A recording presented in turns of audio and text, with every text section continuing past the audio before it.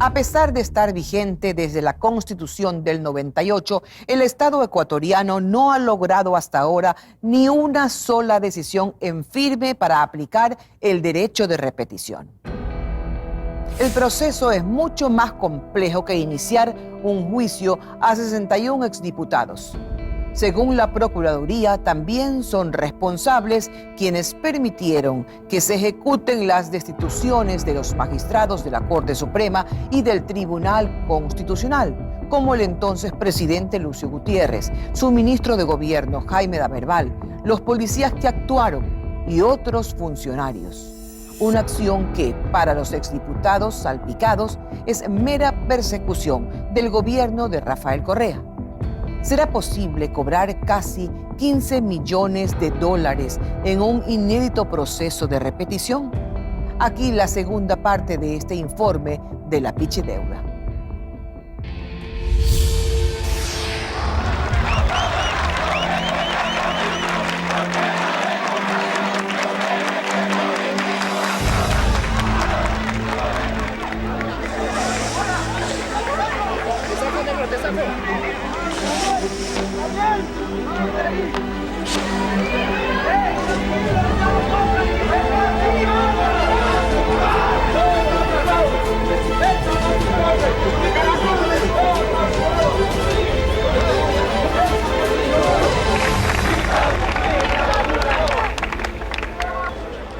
La decisión política del gutierrismo y sus aliados resultó un boomerang para el Estado.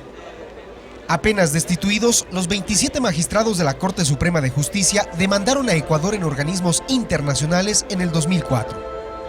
El caso llegó hasta la Corte Interamericana de Derechos Humanos, con sede en San José de Costa Rica.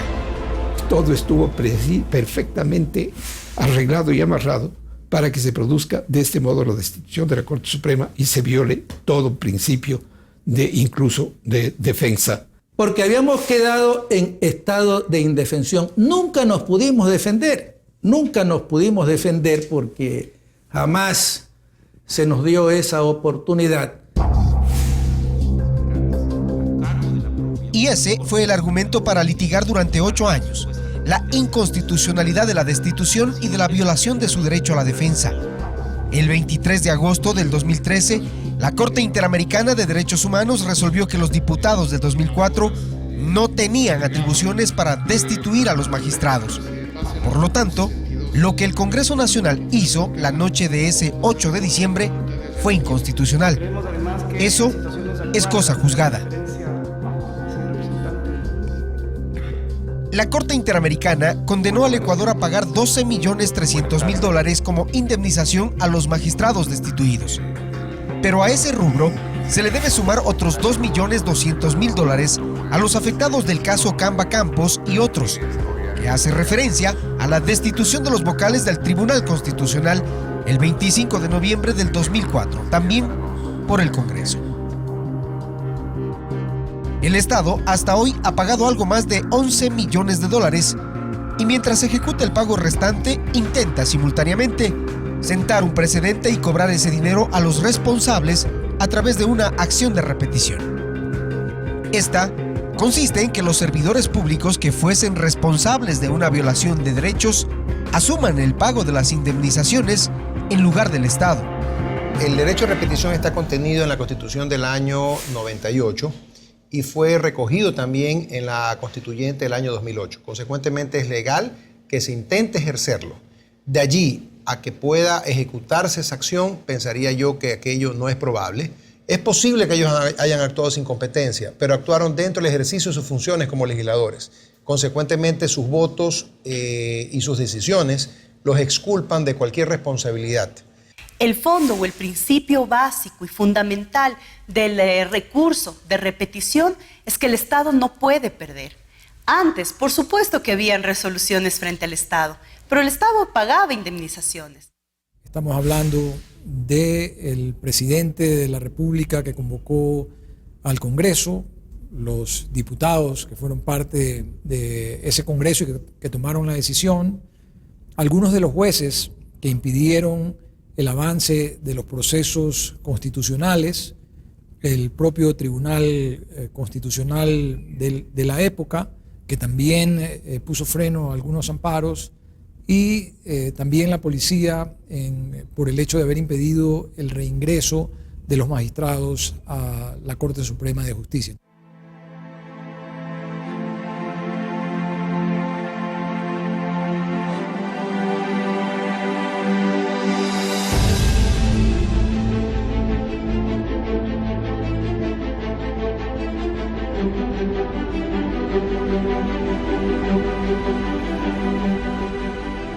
Aquellos exfuncionarios del gutierrismo deberán entonces someterse a un proceso contencioso administrativo en el que se deberá comprobar que hubo dolo o culpa grave.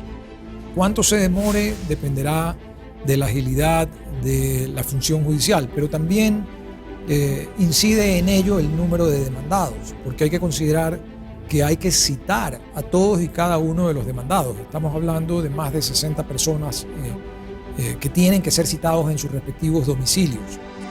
Aunque largo, el proceso ya inició.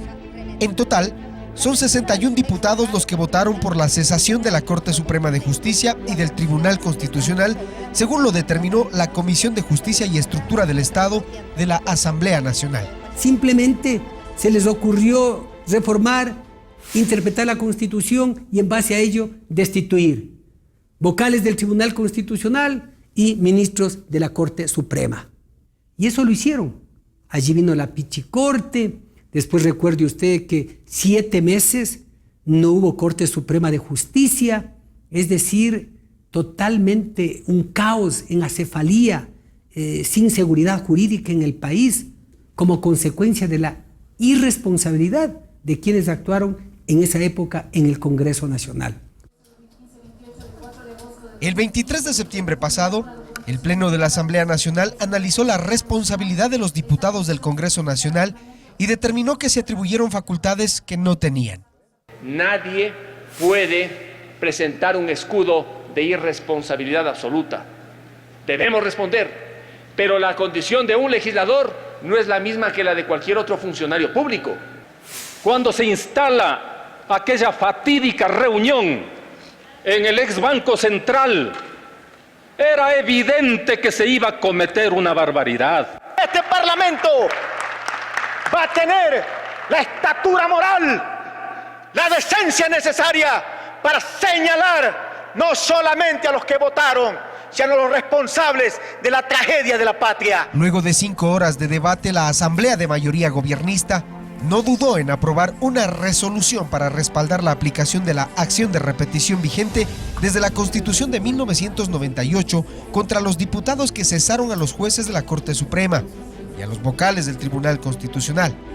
Estas votaciones tuvieron a 2 actores claves: Luis Villasís del MPD, quien planteó la destitución de la Corte Suprema, y María Augusta Rivas del PRE, quien mocionó la destitución del Tribunal Constitucional.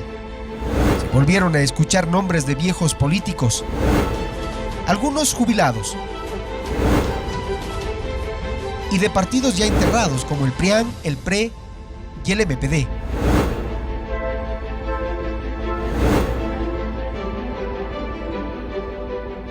Pero lo más importante de esta sesión fue que, de prosperar el recurso, abre la puerta para que en el futuro se pueda quebrar la inmunidad parlamentaria para ejecutar acciones de repetición.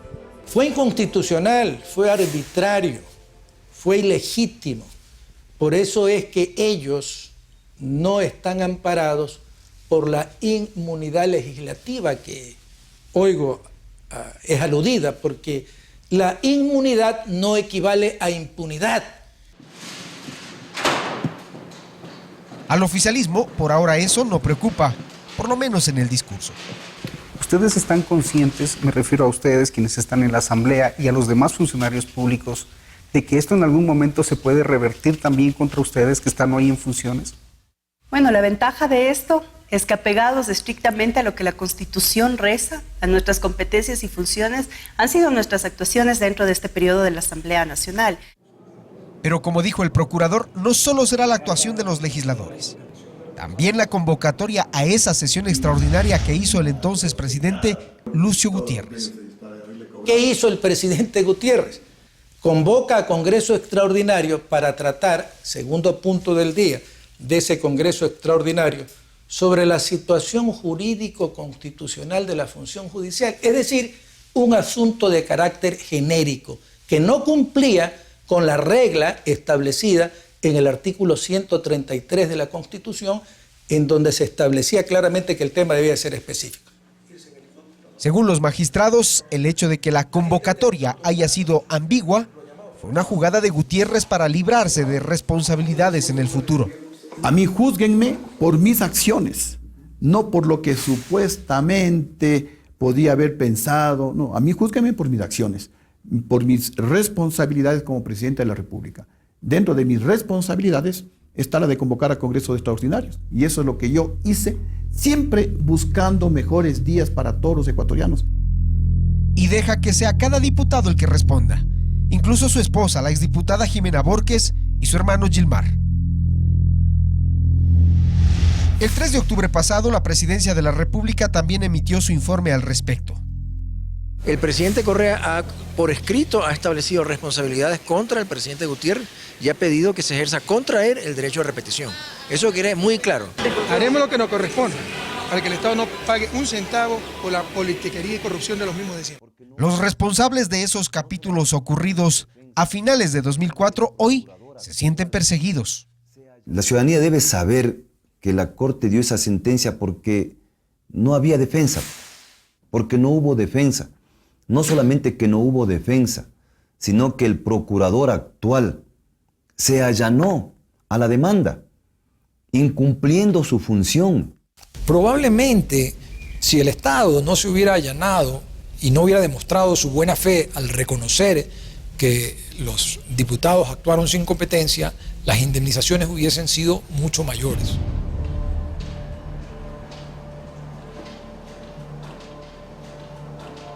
Los magistrados cesados, considerados afines al Partido Social Cristiano, que se quedaron sin actividad pública, finalmente han recibido o están a punto de recibir una indemnización de entre 300 a 400 mil dólares cada uno.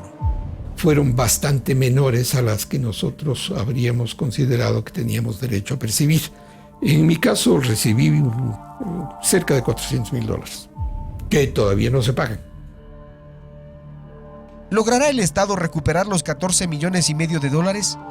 ¿Tendrán los responsables de esta decisión política el dinero para devolverle al Estado? Como un dolor profundo y sin poder. Buscamos a varios exdiputados, entre ellos la exlegisladora y cantante Silvana Ibarra, quien no aceptó dar una entrevista, pero telefónicamente dijo que su fugaz paso por la política como roldosista fue un accidente, porque ella siempre ha sido artista.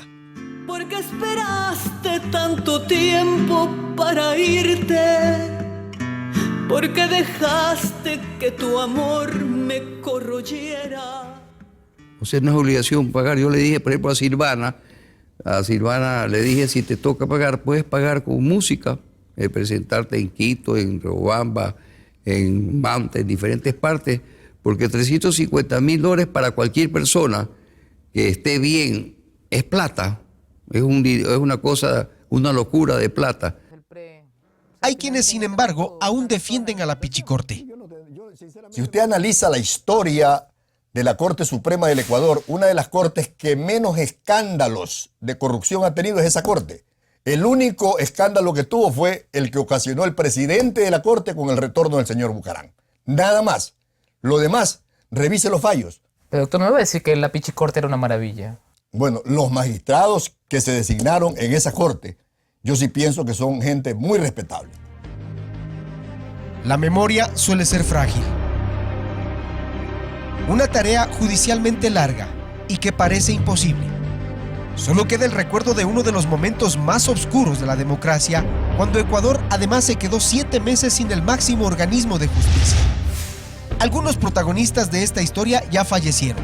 Otros están aparentemente fuera de la política, como el propio Guillermo Castro Dájer, el Pichi, como a él le gusta que lo llamen.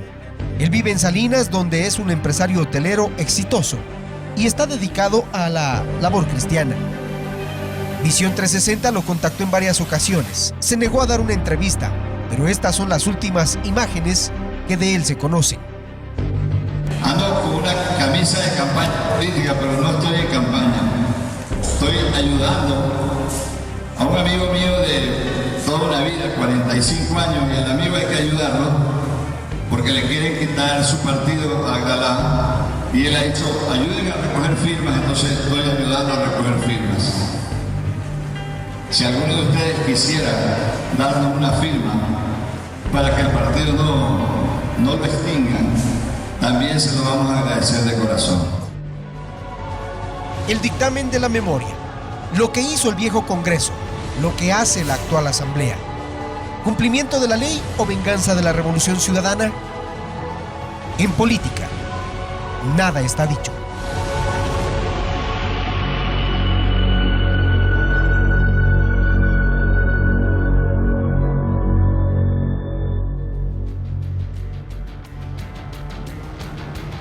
Esto es Visión 360, segunda temporada.